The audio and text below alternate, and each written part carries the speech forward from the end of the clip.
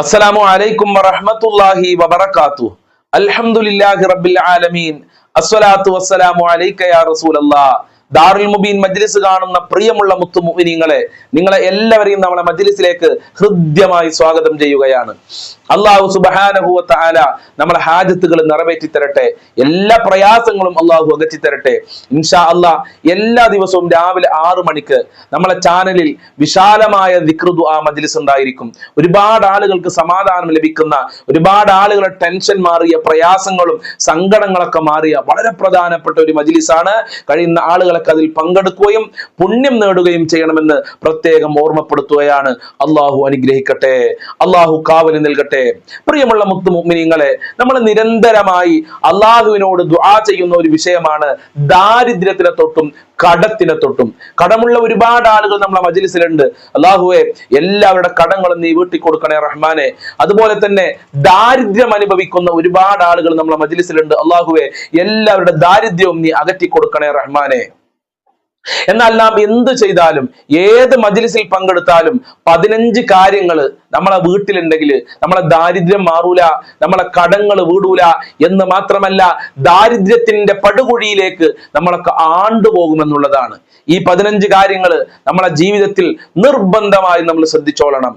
ഈ 15 കാര്യങ്ങൾ നമ്മളെ ജീവിതത്തിൽ, നമ്മളെ വീട്ടിൽ നമ്മൾ ശ്രദ്ധിച്ചിട്ടില്ലെങ്കിൽ കടങ്ങൾക്ക് മേൽ കടങ്ങളായി നമ്മളെ ജീവിതം നശിച്ചു പോവുകയാണ്. അള്ളാഹു കാത്തുരക്ഷിക്കുമാറാകട്ടെ.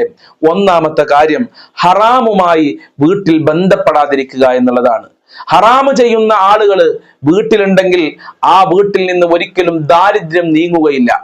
ആ വീട്ടുകാര് കടക്കണയിൽ പോകുമെന്നുള്ളതാണ്. ഹറാമ് എന്ന് പറയുമ്പോൾ ഉദാഹരണത്തിന് പറയുകയാണെങ്കിൽ പലിശയുമായി ബന്ധപ്പെട്ട് നമ്മൾ ജീവിച്ചാൽ നമ്മൾ ദാരിദ്ര്യത്തിന്റെ പടുകുഴിയിലേക്ക്, കടത്തിന്റെ പടുകുഴിയിലേക്ക് ആണ്ടുപോകുമെന്നുള്ളതാണ്. അതുപോലെ തന്നെ വ്യഭിചാരം, എന്നും വ്യഭിചരിക്കുക, അന്യസ്ത്രീയുമായി ബന്ധപ്പെടുക, അന്യപുരുഷനുമായി ബന്ധപ്പെടുക, ഇവരുടെ ദാരിദ്ര്യം ഒരിക്കലും നീങ്ങുകയില്ല. അതുപോലെ തന്നെ ഒരാളെ കുറ്റം ഇങ്ങനെ പറയാ. ചില ആളുകൾ ഹോബിയാണ് അടുക്കളയിൽ കയറിയ അമ്മായിമാന്റെ കുറ്റം ഇങ്ങനെ പറയാ. അതുപോലെ തന്നെ മരുമകളെ കുറ്റം ഇങ്ങനെ പറയാ. ഈ മരുമകൾക്കും അമ്മായിമാക്കും പരസ്പരം കുറ്റം പറയാനില്ലെങ്കിൽ സ്വന്തം അയൽവാസിയുടെ കുറ്റം ഇങ്ങനെ പറയാ. അതുപോലെ തന്നെ കുടുംബക്കാരെ കുറ്റം ഇങ്ങനെ പറയാ. അങ്ങനെ വെറും ഗീബത്തും നമീമത്തുമായി നമ്മളെ വീട്ടിൽ കഴിച്ചു കൂട്ടിയാൽ, എന്റെ പ്രിയമുള്ളവരെ, നമ്മൾ ദാരിദ്ര്യത്തിന്റെ പടുകുഴിയിലേക്ക് കണ്ടുപോകും. വീടെന്ന് പറയുന്നത് ഒറ്റൊരാളെ കുറ്റം പറയാനുള്ളതല്ല, ഗീബത്തും നമീമത്തും പറയാനുള്ളതല്ല, കളവ് പറയാനുള്ളതല്ല, ഹറാമായ കാര്യങ്ങൾ ചെയ്യാനുള്ളതല്ല. വീട് ആത്മീയതക്കുള്ളതാണ്, അത് സന്തോഷത്തിനുള്ളതാണ്, അത് സമാധാനത്തിനുള്ളതാണ്. അപ്പൊ വീട്ടിൽ ആത്മീയത ഇല്ലെങ്കിൽ, ഹറാമുമായി ബന്ധപ്പെട്ട് കഴിഞ്ഞാൽ ആ വീട്ടുകാര് കടക്കണിയിൽ അകപ്പെട്ടു പോകും, ദാരിദ്ര്യത്തിൽ അകപ്പെട്ടു പോകും. അള്ളാഹു കാത്തുരക്ഷിക്കട്ടെ. രണ്ടാമത്തെ കാര്യം, വിവസ്ത്രരായി കിടന്നുറങ്ങുക. ചില ആളുകളെ ഹോബിയാണ് നഗ്നരായി കിടന്നുറങ്ങുക എന്നുള്ളത്.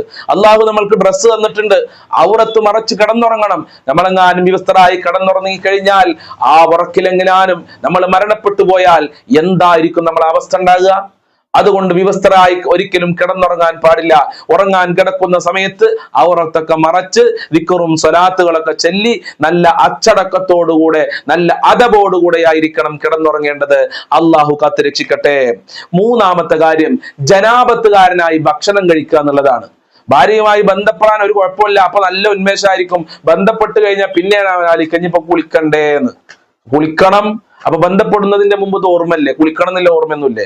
അപ്പൊ അതൊന്നും ഓർമ്മല്ല. അപ്പൊ എന്തൊക്കെ ചിന്തയിലാണ്. അപ്പൊ ബന്ധപ്പെട്ട് കഴിഞ്ഞാൽ പിന്നെ കുളിക്കാൻ ഒരു മടി, അങ്ങനെ ഉണ്ടാകാൻ പാടില്ല. ബന്ധപ്പെട്ട് കഴിഞ്ഞാൽ കുളിച്ചോളണം. അത് ഇസ്ലാം പഠിപ്പിച്ചതാണ്. അതായിരുന്നു ഹബീബായ സല്ലല്ലാഹു അലൈഹി വസല്ലമ തങ്ങളുടെ ശൈലി. അപ്പൊ ജനാപത്തുകാരനായി ഭക്ഷണം കഴിക്കാൻ പാടില്ല, ജനാപത്തുകാരനായി വെള്ളം പോലും കുടിക്കാൻ പാടില്ല എന്ന് പറഞ്ഞ ചില മഹാന്മാരുണ്ട്. അള്ളാഹു കാക്കട്ടെ. അതുപോലെ ദാരിദ്ര്യം വരുത്തുന്ന നാലാമത്തെ കാര്യം, മാതാപിതാക്കളെ പേര് വിളിക്കുക എന്നുള്ളതാണ്. ചില ആളുകൾ വീട്ടിലേക്ക് കയറി വരുമ്പോ ആയിഷ, നബീസ, ഖദീജ, പാത്തുമ്മ, ഭാര്യയല്ലേ വിളിക്കണത്, ഉമ്മയെ വിളിക്കണത്. ഉമ്മാനെ ഉപ്പ വിളിക്കുന്നത് പോലെ നമ്മൾ ഉമ്മാന്റെ പേര് വിളിക്കാൻ പാടില്ല, ഉപ്പാന്റെ പേര് വിളിക്കാൻ പാടില്ല. അലിയെ, അബൂബക്കറെ, കുഞ്ഞാപ്പോ എന്ന് ഉപ്പാനെ വിളിക്കാൻ പറ്റൂല. ഉപ്പാനെ ഉപ്പാന്നാണ് വിളിക്കുക. അല്ലെങ്കിൽ ഉപ്പാക്ക് വേറെന്തെങ്കിലും, ഉപ്പ എന്നുള്ള സ്ഥാനത്തുള്ള വേറെന്തെങ്കിലും പേരുണ്ടെങ്കിൽ അത് വിളിക്കാന്നല്ലാതെ അവരുടെ പേര് വിളിക്കാൻ പാടില്ല. അങ്ങനെ പേര് വിളിച്ചു കഴിഞ്ഞാൽ ദാരിദ്ര്യം ഉണ്ടാവും. ആ വീട്ടിൽ നിന്ന് കടം മാറൂല, നമ്മളെ ജോലിയിൽ ഒരു ബർക്കത്തും ഉണ്ടാവൂല. അഞ്ചാമത്തെ കാര്യം, കച്ചവടത്തിൽ വഞ്ചന നടത്തുക. ചില ആളുകൾ കച്ചവടം നടത്തും, വലിയ ബിസിനസ്സുകാരനൊക്കെ ആയിരിക്കും. പക്ഷെ അവൻ സാധുക്കളായ ആളുകളെ ചതിക്കുന്നുണ്ടാവും. ഇല്ലാത്ത കാര്യങ്ങൾ പറഞ്ഞ് സാധനങ്ങൾ വിറ്റൊഴിവാക്കുക, അതുപോലെ തന്നെ അളവിലും തൂക്കത്തിലും കുറവ് വരുത്തുക. ഇങ്ങനെ ചെയ്തു കഴിഞ്ഞാൽ നമ്മൾ അവസാനം കച്ചവടം ചെയ്ത് തൊലയേണ്ടി വരും, കടത്തിൽ മുങ്ങിപ്പോകും. അതുകൊണ്ട് കച്ചവടം ചെയ്യുമ്പോൾ മാന്യമായി കച്ചവടം ചെയ്യുക. അളക്കത്തിലും തൂക്കത്തിലും കുറവ് കാണിക്കാൻ പാടില്ല. അധികവും കാണിക്കണ്ട, കുറവും കാണിക്കണ്ട. അവൻ തന്ന ക്യാഷിന് പകരമുള്ള സാധനം തിരിച്ചു കൊടുക്കുക. ഇങ്ങനെ കച്ചവടം ചെയ്താൽ അതിൽ വലിയ ബർക്കത്ത് ഉണ്ടാകും. ആറാമത്തെ കാര്യം, നന്മകൾ ചെയ്യും, നല്ല ഇബാദത്തുകൾ ചെയ്യും. അതിന് വേണ്ടിയിട്ടാ? മറ്റുള്ള ആളുകളുടെ പ്രശംസ കിട്ടാൻ വേണ്ടിയിട്ട്, മറ്റുള്ള ആളുകൾ കാണാൻ വേണ്ടി നിസ്കരിക്കുക. മറ്റുള്ള ആളുകൾ പറയണം അവൻ വലിയ നിസ്കാരക്കാരനാണ്, ഓം ദിക്റും സ്വലാത്തും എപ്പോഴും ചെല്ലുന്ന ആളാണ്, ഓ നല്ല ഖുർആൻ ഓതുന്ന ആളാണെന്ന് മറ്റുള്ളവർ പറയാൻ വേണ്ടി ഇബാദത്ത് ചെയ്യുക. അതുകൊണ്ട് കാര്യമില്ല. അങ്ങനെ നമ്മൾ ഇബാദത്ത് ചെയ്തു കഴിഞ്ഞാൽ നാളെ മരിച്ചു കഴിഞ്ഞ് റബ്ബിന്റെ മുമ്പിലേക്ക് ചെന്നാൽ അള്ളാഹു പറയും, നീ ആർക്ക് വേണ്ടിയാണോ ഇബാദത്ത് ചെയ്തത് അവന്റെ അടുക്കലേക്ക് പോവുക. നിന്റെ ആരാധന, നിന്റെ ഇബാദത്ത് എനിക്ക് വേണ്ട. കാരണം നീ ഞാൻ കാണാൻ വേണ്ടിയല്ല നിസ്കരിച്ചത്, നീ അയൽവാസി കാണാൻ വേണ്ടിയാണ്, കുടുംബക്കാര് കാണാൻ വേണ്ടിയാണ്, ബന്ധുക്കാര് കാണാൻ വേണ്ടിയാണ് നീ നിസ്കരിച്ചത്. അവരുടെ പ്രശംസ കിട്ടാൻ വേണ്ടിയാണ് നിസ്കരിച്ചത്. അവരുടെ അടുത്തേക്ക് പോയി കൂലി വാങ്ങുക എന്ന് നാളെ മഹ്ശറിൽ വെച്ച് അള്ളാഹു പറയും. അതുകൊണ്ട് അങ്ങനത്തെ ഒരു അവസരം ഉണ്ടാക്കണ്ട. അള്ളാഹ്ക്ക് വേണ്ടി നിസ്കരിക്കുക, മറ്റുള്ളവർ കാണാൻ വേണ്ടി നിസ്കരിക്കാൻ പാടില്ല എന്നുള്ളതാണ്. ഏഴാമത്തെ കാര്യം വളരെ ഗൗരവത്തോടുകൂടെ നമ്മൾ എടുക്കേണ്ട ഒരു വിഷയമാണ്, വെള്ളം തടഞ്ഞു വെക്കുക എന്നുള്ളത്. നമ്മളെ വീട്ടിൽ ചിലപ്പോൾ കിണറ്റിൽ നല്ല വെള്ളം ഉണ്ടാവും, കോയൽക്കിണറിലൊക്കെ നല്ല വെള്ളം ഉണ്ടാകും, ചിലപ്പോൾ അയൽവാസികളോടെ വെള്ളം ഉണ്ടാകൂല. അപ്പൊ അവർക്ക് വെള്ളം തടഞ്ഞു വെക്കുക. ആ അയൽവാസികൾ വെള്ളം ചോദിക്കുമ്പോൾ ചില ആളുകളൊക്കെ സുബ്ഹാനല്ലാഹ് നല്ല വെള്ളമുള്ള ആളുകൾ അയൽവാസികൾക്ക് ക്യാഷിന് വെള്ളം കൊടുക്കുക. അങ്ങനെയൊന്നും ചെയ്യാൻ പാടില്ല. നമ്മുടെ ജീവിതത്തിൽ വളരെ പ്രധാനപ്പെട്ട ഒരു സംഭവമാണല്ലോ വെള്ളം എന്ന് പറയുന്നത്. ആ വെള്ളം ഒരിക്കലും തടഞ്ഞു വെക്കാൻ പാടില്ല. അത് അള്ളാഹു തരുന്ന വലിയ ഒരു ഔദാര്യമാണ്, അള്ളാഹു തരുന്ന വലിയ ഒരു റഹ്മത്താണ്. അത് നമ്മുടെ വീട്ടിൽ ധാരാളം ഉണ്ടെങ്കിൽ മറ്റുള്ളവർക്കും കൊടുക്കണം.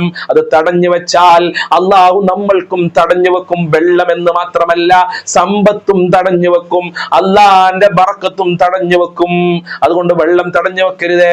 കുടുംബക്കാർക്ക് വെള്ളം ആവശ്യമുണ്ടെങ്കിൽ അവർക്ക് കൊടുക്കുക, അയൽവാസികൾക്ക് വെള്ളം ആവശ്യമുണ്ടെങ്കിൽ ആ വെള്ളം കൊടുക്കുക. അള്ളാഹു അതിനുള്ള ഭാഗ്യം നൽകട്ടെ. ഇപ്പൊ പിന്നെ മഴക്കാലമായപ്പോ നല്ല വെള്ളമൊക്കെ ഉണ്ട്. വെള്ളമില്ലാത്ത സമയത്ത് വെള്ളമുള്ള ആളുകൾ സ്വന്തം അയൽവാസികൾക്ക് വരെ ക്യാഷിന് വെള്ളം കൊടുത്തിട്ടുണ്ട് എന്നാ പറയുന്നത്. അള്ളാഹു കാത്തുരക്ഷിക്കട്ടെ. എട്ടാമത്തെ കാര്യം, മറ്റുള്ളവരെ ദ്രോഹിക്കുക എന്നുള്ളതാണ്. എന്തിനാണ് നമ്മൾ മറ്റുള്ളവരെ ദ്രോഹിക്കുന്നത്? എല്ലാവരെയും അള്ളാഹു പടച്ചതല്ലേ. ഞാനും അള്ളാഹുവിന്റെ മുമ്പിൽ സുജൂദ് ചെയ്യുന്നു, നിങ്ങളും അള്ളാഹുവിന്റെ മുമ്പിൽ സുജൂദ് ചെയ്യുന്നു, നമ്മളെ കുടുംബക്കാരും അള്ളാഹിന്റെ മുമ്പിൽ സുജൂദ് ചെയ്യുന്നു, നമ്മുടെ അയൽവാസികളും അള്ളാഹിന്റെ മുമ്പിൽ സുജൂദ് ചെയ്യുന്നു. ലോക മുസ്ലിമീങ്ങൾ മുഴുവനും അള്ളാഹിന്റെ മുമ്പിലാണ് സുജൂദ് ചെയ്യുന്നത്. എല്ലാവരും കിബിലയിലേക്ക് തിരിഞ്ഞാണ് നിസ്കരിക്കുന്നത്. എല്ലാവരുടെയും നേതാവ് മുഹമ്മദ് റസൂലുള്ളാഹി. പിന്നെ എന്തിനാണ് നമ്മൾ പരസ്പരം അഹങ്കരിക്കുകയും അസൂയ വെക്കുകയും ശണ്ട കൂടുകയും ആക്രമിക്കുകയും ചെയ്യുന്നത്? നമ്മൾ നല്ല മനസ്സിന്റെ ഉടമകളാകണം. ഒരാളെയും ആക്രമിക്കാതെ ജീവിക്കണം. ആരെയും ആക്രമിച്ചാൽ അവനെങ്ങാനും നമ്മൾക്കെതിരെ ദുആ ചെയ്തു കഴിഞ്ഞാൽ ആ പ്രാർത്ഥന അള്ളാഹു തട്ടൂല എന്നുള്ളതാണ്. നമ്മളൊരാളെ ആക്രമിച്ചു, അവൻ പറഞ്ഞു അള്ളാഹുവേ ഓനിക്ക് നാശം കൊടുക്കണേ, ഓനിക്കും അവന്റെ കുടുംബത്തിന് നാശം കൊടുക്കണേ എന്ന് പറഞ്ഞാൽ അത് അള്ളാഹു സ്വീകരിക്കും എന്നുള്ളതാണ്. അതുകൊണ്ട് ഒരാളെയും ആക്രമിക്കാൻ പോണ്ട. ആക്രമിച്ചാൽ അവൻ ദാരിദ്ര്യത്തിൽ അകപ്പെടും, അവൻ കടക്കണയിൽ അകപ്പെടും എന്നുള്ളതാണ്. അള്ളാഹു കാത്തുരക്ഷിക്കട്ടെ. ഒമ്പതാമത്തെ കാര്യം, അതും വളരെ ഗൗരവമുള്ള ഒരു കാര്യമാണ്. അള്ളാഹുവിന്റെ ഔലിയാക്കളെയും പണ്ഡിതന്മാരെയും ഉസ്താദുമാരെയൊക്കെ നിസാരപ്പെടുത്തുക. അങ്ങനെ ചില ആളുകളുണ്ട്. സി എം വലിയുള്ളാഹിയുടെ മദ്ഹ് പറയുമ്പോൾ സി എം വലിയുള്ള പാരാണ്, അജ്മീർ ഖാജയുടെ മദ്ഹ് പറയുമ്പോൾ അജ്മീർ ഖാജ പാരാണ്.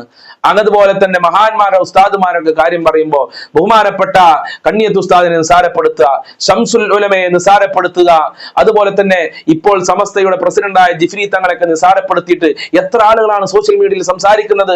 അതുപോലെ തന്നെ ബഹുമാനപ്പെട്ട AP അബൂബക്കർ മുസ്ലിയാർ, അള്ളാഹു അവർക്കൊക്കെ ആഫിയത്തുള്ള ദീർഘായുസ്സ് കൊടുക്കണേ റഹ്മാനെ, അവരെ നിസാരപ്പെടുത്തുക. ഇങ്ങനെയുള്ള മഹാന്മാരൊക്കെ നിസാരപ്പെടുത്തുക. റയീസുൽ ഉലമയെ നിസാരപ്പെടുത്തുന്ന ആളുകളില്ലേ, സുലൈമാൻ ഉസ്താദിനെ നിസാരപ്പെടുത്തുന്ന ആളുകളില്ലേ, നജീബ് ഉസ്താദിനെ നിസാരപ്പെടുത്തുന്ന ആളുകളില്ലേ, ഇങ്ങനെ ബഹുമാനപ്പെട്ട സദഖത്തുല്ലാ ഉസ്താദിനെ നിസാരപ്പെടുത്തുന്ന ആളുകളുണ്ട്. ഇങ്ങനെ വലിയ വലിയ ആലിമീങ്ങളെയും ഉലമാക്കളെയും പണ്ഡിതന്മാരെയും നിസാരപ്പെടുത്തുക. അങ്ങനെ നിസാരപ്പെടുത്തി കഴിഞ്ഞാൽ അള്ളാഹു നമ്മൾക്ക് ദാരിദ്ര്യം തരുന്നവരാണ്. അള്ളാഹു നമ്മൾക്ക് ഒരു ഉയർച്ചയും നൽകൂല, ഒരു നിലക്കും നമ്മൾക്ക് ഉയരാൻ കഴിയൂല. കാരണം അവർ അള്ളാഹുവിന്റെ അമ്പിയാക്കളുടെ അനന്തരാവകാശികളാണ്. പണ്ഡിതന്മാരെ ബഹുമാനിക്കുക, ആദരിക്കുക, ഔലിയാക്കളെ ബഹുമാനിക്കുക, ആദരിക്കുക. ഇവരൊക്കെ അള്ളാഹു ബഹുമാനിച്ചവരാണ്. അള്ളാഹു ബഹുമാനിച്ചവരെ ബഹുമാനിക്കുക എന്നുള്ളത് നമ്മളുടെ കടമയാണ്, നമ്മളെ ബാധ്യതയാണ്. അതുകൊണ്ട് പണ്ഡിതന്മാരെ നിസാരപ്പെടുത്താൻ പോകണ്ട. പണ്ഡിതന്മാരെ ഗ്രൂപ്പ് തിരിച്ചുകൊണ്ട് നമ്മൾ എന്ത് ചെയ്യണ്ട, തെറി പറയാൻ നിൽക്കണ്ട. അവരൊക്കെ വലിയ വലിയ സ്ഥാനത്തുള്ള ആളുകളാണ്. അവരൊക്കെ ഒരു ദർസിൽ ഒരു ഉസ്താദിന്റെ കീഴിൽ പഠിച്ച ആളുകളാണ്. അവരൊക്കെ പരസ്പരം അത് പൊരുത്തപ്പെടും. പക്ഷെ നമ്മൾ പറഞ്ഞതോ അത് പൊരുത്തപ്പെടാൻ പിന്നെ ആളുണ്ടാവൂല. അതുകൊണ്ട് പണ്ഡിതന്മാരെ ഗ്രൂപ്പ് തിരിച്ച് കുറ്റം പറയാൻ നിൽക്കണ്ട. പണ്ഡിതന്മാരെ ഗ്രൂപ്പ് തിരിച്ച് തെറി പറയാൻ നിൽക്കണ്ട. ഐക്യത്തോടുകൂടെ നല്ല മനസ്സോടെ കാണുക. എല്ലാവരും അള്ളാഹുവിന്റെ ഔലിയാക്കളാണ്, എല്ലാവരും അള്ളാഹുവിന്റെ പണ്ഡിതന്മാരാണ്. അതുകൊണ്ട് അവരെ നമ്മൾ എന്ത് ചെയ്യണ്ട, ചീത്ത പറയണ്ട. അങ്ങനെ ചീത്ത പറഞ്ഞാൽ, അവരെ നിസാരപ്പെടുത്തി കഴിഞ്ഞാൽ അള്ളാഹു നമ്മളെ നിസാരപ്പെടുത്തും, അള്ളാഹു നമ്മൾക്ക് തകർച്ച നൽകും. അള്ളാഹു കാക്കട്ടെ. അതുപോലെ 10ാമത്തെ കാര്യം, ബിസ്മി ചൊല്ലാതെ ഭക്ഷണം കഴിക്കുക. ബിസ്മി ചൊല്ലണം. ഭക്ഷണം കഴിക്കുമ്പോൾ അള്ള തന്ന ഭക്ഷണമാണ്. അള്ള തന്ന ഭക്ഷണം അള്ളാന്റെ പേര് കൊണ്ടാണ് നമ്മൾ കഴിക്കേണ്ടത്. അവിടെ ബിസ്മി ഒഴിവാക്കി കഴിഞ്ഞാൽ ബറക്കത്ത് നമ്മുടെ ജീവിതത്തിൽ ഉണ്ടാവില്ല. ബറക്കത്ത് അല്ലാഹു സുബ്ഹാനഹു വ തആല എടുത്തു കളയുമെന്നുള്ളതാണ്. ബിസ്മി മറന്നു കഴിഞ്ഞാൽ തന്നെ അതിന്റെ ഭക്ഷണം കഴിക്കുന്നതിന്റെ ഇടയിൽ ഓർമ്മ വന്നാൽ ബിസ്മില്ലാഹി അവലഹു വ ആഖിറഹു എന്ന് പറയണമെന്ന് മഹാന്മാര് നമ്മളെ പഠിപ്പിച്ചിട്ടില്ലേ? അപ്പൊ ബിസ്മി വളരെ പ്രധാനപ്പെട്ടതാണ്. അപ്പൊ ഭക്ഷണം കഴിക്കുന്ന സമയത്ത് ബിസ്മി ഒരിക്കലും നമ്മൾ ഒഴിവാക്കാൻ പാടില്ല. ബിസ്മി ഒഴിവാക്കി കഴിഞ്ഞാൽ ബറക്കത്ത് എടുത്തു കളയുന്നതാണ്. അതുപോലെ തന്നെ 11ാമത്തെ കാര്യം, പ്രത്യേകം ഉമ്മമാരൊക്കെ ശ്രദ്ധിക്കുക. നമ്മളൊരു വസ്ത്രം ധരിച്ചിട്ടുണ്ടാവും. ആ വസ്ത്രം കീറിയിട്ടുണ്ടെങ്കിൽ അത് ധരിച്ചുകൊണ്ട് തുന്നുക. വസ്ത്രം ഊരി അഴിച്ചു വെച്ചിട്ടല്ലേ തുന്നേണ്ടത്. അത് അഴിച്ചു വെക്കാതെ തന്നെ ശരീരത്തിൽ ഇട്ട് തുന്നിക്കഴിഞ്ഞാൽ ദാരിദ്ര്യം ഉണ്ടാകുന്നതാണ്. അതുപോലെ ചപ്പു ചവറുകള് വീട്ടിൽ ഇങ്ങനെ കൂട്ടിയിടുക. അതെല്ലാവർക്കും അറിയുന്ന ഒരു വിഷയമാണ്. ചപ്പു ചവറുകൾ വീടിന്റെ ചില ആളുകൾ അടുക്കളയിൽ കൊണ്ടുപോയി കൊട്ടുന്നത് കാണാം. നമ്മളെ വീട്ടിലെ ഏറ്റവും വൃത്തിയുള്ള ഒരു സ്ഥലം ആവേണ്ടത് അടുക്കളയാണ്. കാരണം അത് ഭക്ഷണം പാകം ചെയ്യുന്ന സ്ഥലമാണ്. അവിടെ ഇങ്ങനെ കുറെ ചപ്പുകളും കുപ്പകളും കൊണ്ടുപോയിടാ. അങ്ങനെ ഒരിക്കലിടാൻ പാടില്ല. ഇട്ട് കഴിഞ്ഞാൽ ദാരിദ്ര്യം ഉണ്ടാകുന്നതാണ്. അതുപോലെ തന്നെ രാത്രി വീട് അടിച്ചു വാരുക. പല ഉമ്മമാരും ചെയ്യുന്ന ഒരു പരിപാടിയാണ്. രാത്രി വീട് അടിച്ചു വാരാൻ പാടില്ല. അത്യാവശ്യ ഘട്ടം വരുമ്പോൾ അടിച്ചു വാരാമെന്നല്ല, സ്ഥിരമായി ഇതൊരു പതിവാക്കി കഴിഞ്ഞാൽ, ഇതൊരു തൊഴിലാക്കി കഴിഞ്ഞാൽ നമ്മൾക്ക് ദാരിദ്ര്യം ഉണ്ടാവും. അതുപോലെ തന്നെ പരിശുദ്ധ ഖുർആൻ ഓതാത്ത വീടുണ്ടെങ്കിൽ അവിടെ ഖുർആന്റെ ശാപം തന്നെ ഉണ്ടാവും. അവിടെ ദാരിദ്ര്യം ഉണ്ടാകും. ദാരിദ്ര്യം മാറാനും കടത്തിൽ നിന്ന് രക്ഷപ്പെടാനും ജീവിതത്തിൽ ഉന്നതമായ മേഖലയിലേക്ക് കുതിക്കാനും അല്ലാഹു സുബ്ഹാനഹു വ തആല നമ്മൾക്ക് നൽകിയ ഗ്രന്ഥമാണല്ലോ പരിശുദ്ധ ഖുർആൻ. ഭൗതികമായ ലോകത്തും ആത്മീയമായ ലോകത്തും പരലോകത്തും രക്ഷപ്പെടാൻ അള്ളാഹു നൽകിയ ഗ്രന്ഥമാണ് പരിശുദ്ധ ഖുർആൻ. മഹാനായ നബി സല്ലല്ലാഹു അലൈഹി വസല്ലമ തങ്ങളോട് കടമാണ്, ദാരിദ്ര്യമാണെന്ന് പറഞ്ഞപ്പോ അള്ളാഹു റസൂൽ ഓതാൻ നിർദ്ദേശിച്ച സൂറത്ത് ഏതാ? സൂറത്തുൽ വാഖിയാണ്. കച്ചവടത്തിൽ ബർക്കത്തില്ല, പുരോഗമനല്ല എന്ന് റസൂലുള്ളാഹിനോട് പറഞ്ഞപ്പോ അള്ളാഹു റസൂൽ ഓതാൻ നിർദ്ദേശിച്ച സൂറത്ത് ഏതാ? സൂറത്തുൽ ളുഹയാണ്. അപ്പൊ ഇങ്ങനെയുള്ള ദാരിദ്ര്യം മാറാൻ പരിശുദ്ധ ഖുർആൻ വളരെ പ്രധാനപ്പെട്ടതാണ്.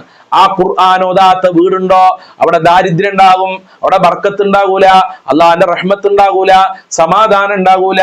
അപ്പൊ ഖുർആൻ ഓതുക ജോലിയാണ് ഉസ്താദെ, എവിടെ സമയം? ഖുർആൻ ഓതാൻ സമയം കണ്ടെത്തണം. അത് വളരെ പ്രധാനപ്പെട്ടതാണ്. സഹാബിമാരൊക്കെ എത്ര കഷ്ടപ്പാടുകൾ സഹിച്ച് ജീവിച്ച ആളുകളാണ് അല്ലെ? സഹാബിമാര് പട്ടിണി കടന്ന് ജീവിച്ച ആളുകളാണ്. രാവിലെ എണീച്ച് കാട്ടിൽ പോയി മരം വെട്ടിക്കൊടുന്ന് അത് അങ്ങാടിൽ കൊണ്ടുപോയി വിൽക്കുന്ന സഹാബിമാരുണ്ടായിരുന്നു. ഒന്നിനും കഴിയാത്ത സഹാബിമാരുണ്ടായിരുന്നു. എന്നിട്ട് പോലും അവരുടെ ജീവിതത്തിൽ ഒരു ദിവസം പോലും ഉണ്ടായിട്ടില്ല ഖുർആൻ ഓതാത്തെ എന്ന് മഹാന്മാർ അവർ കിതാബിൽ രേഖപ്പെടുത്തിയിട്ടുണ്ട്. എല്ലാ ദിവസവും സഹാബിമാര് ഖുർആൻ ഓതിയിരുന്നു. നമ്മൾ വെള്ളിയാഴ്ച മാത്രം അൽക്കാഫ് ഓതും. അതുപോലെ തന്നെ റമദാൻ എത്തിക്കഴിഞ്ഞാൽ പിന്നെ ഖത്തം തീർക്കലാണ്. അത് കഴിഞ്ഞാൽ ഖുർആൻ അടച്ചു വെക്കാണ്. പിന്നെ അടുത്ത റമദാനിക്കാ തുറക്കുന്നത്, അടുത്ത വെള്ളിയാഴ്ചയാണ് തുറക്കുന്നത്. അങ്ങനെ ഉണ്ടാകാൻ പാടില്ല. ഖുർആൻ ഡെയിലി പാരായണം ചെയ്യണം. ഒരു പേജെങ്കിലും പാരായണം ചെയ്യുക. സർവ്വ പ്രയാസങ്ങൾക്കും ഖുർആനിൽ പരിഹാരമുണ്ട്. അല്ലാഹുവേ, ഖുർആനിന്റെ ബർക്കത്ത് കൊണ്ട് ദാരിദ്ര്യത്തിനെ തൊട്ട് ഞങ്ങളെ കാക്കണേ റഹ്മാനേ. അതുപോലെ ദാരിദ്ര്യം വരുത്തുന്ന മറ്റൊരു കാര്യമാണ് മഹാന്മാര് പഠിപ്പിച്ചിട്ടുണ്ട്. നമ്മളെ തലയിൽ നിന്ന് പേനെടുത്തിട്ട് അതിനെ കൊല്ലാതെ ഭൂമിയിൽ ഇടുക. പേന് തലയിൽ നിർത്താൻ അതിനെ കൊല്ലണം, അല്ലാതെ പാവല്ലേച്ചിട്ട് ഭൂമിയിൽ ഇട്ട് കഴിഞ്ഞാൽ അവിടെ ദാരിദ്ര്യം ഉണ്ടാകും. അതുപോലെ തന്നെ മാറാല കൂട്ടിയിട്ട് കഴിഞ്ഞാൽ നമ്മളെ വീട്ടിൽ മാറാല ഉണ്ടാവും. അത് തട്ടണം.